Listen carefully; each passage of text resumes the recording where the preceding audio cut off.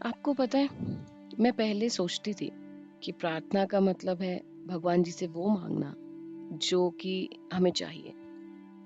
जैसे हम बोलते हैं ना, भगवान जी बस ये हो जाए, भगवान जी बस ये बदल दीजिए प्लीज, भगवान जी मुझे उसका आंसर दीजिए, कुछ एक इशारा कीजिए, मैं समझ जाऊंगी।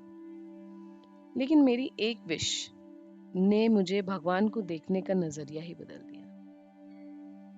मेरी लाइफ का एक टाइम था, जो एक सिचुएशन थी जिसको लेकर मैं बहुत डायलेमा में थी, और मैं रोज प्रे करती थी भगवान जी से कि प्लीज ऐसा हो जाए, भगवान जी प्लीज ऐसा हो जाए। और जितना मैं उसको समझने की कोशिश करती थी, उतनी ही मेरे अंदर क्यूरियोसिटी, एंजाइटी और एक बेचैनी सी हो जाती थी। बार बार ऐसा ही हो रहा था। फिर मैंने बहुत ट्राई किया, लेकिन फिर एक दिन ऐसा आया कि मैंने मांगना ही बंद कर दिया।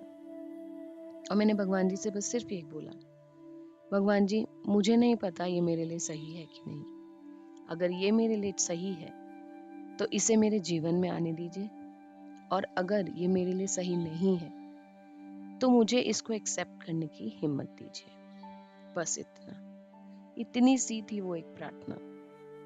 लेकिन मेरे लिए ये बहुत बड़ी बात थी, क्योंकि पहली बार मैं अपने भगवान जी से ये नहीं बोला कि मुझे ये दे दीजिए, ये वो दे दीजिए। मैंने बस इतना बोला, आपको जो सही लगे मेरे लिए आप वो कीजिए। और उसके बाद कुछ बदला। मेरी सिचुएशंस तुरंत नहीं बदली, लेकिन मेरे अंदर कुछ बदलाव आने लगे, कुछ चेंजेस आने लगे। अब मैंने चीज़ों को अपने हिसाब से कंट्रोल करना छोड़ दिया। मैंने हर चीज़ का आंसर ढूंढना छोड़ दिया, और मैंने धीरे धीरे उन चीज़ों पे ट्रस्ट करना शुरू कर दिया जो मुझे समझ ही नहीं आती थी कि मेरे साथ क्यों हो रहा है ये सब। मुझे बस अपने भगवान पे भरोसा था। सो पहले क्या होता था कि मैं जब भी भगवान जी के पास जाती थी तो कोई एक रिक्वेस्ट के साथ जाती थी कि ऐसा हो जाए, ऐसा हो जाए, या कुछ भी हो जाए। अब अब कैसा हो गया है कि मैं कभी तो सिर्फ उनको सिर्फ थैंक यू बोलने चली जाती हूँ कि आपने मुझे जो दिया है उसके लिए thank you so much for that. कभी मैं उनसे, अभी किसी से बात करने का मन नहीं है तो मैं उनके सामने जाके जो भी मेरे दिल में है वो बोल देती हूँ। और कभी तो मैं सिर्फ चुप बैठ जाती हूँ, मुझे बहुत शांति मिलती है, बस उनको देखती हूँ और चुप हो जाती हूँ। शायद आस्था का मतलब हमेशा अपनी इच्छाओं को मांगना नहीं है।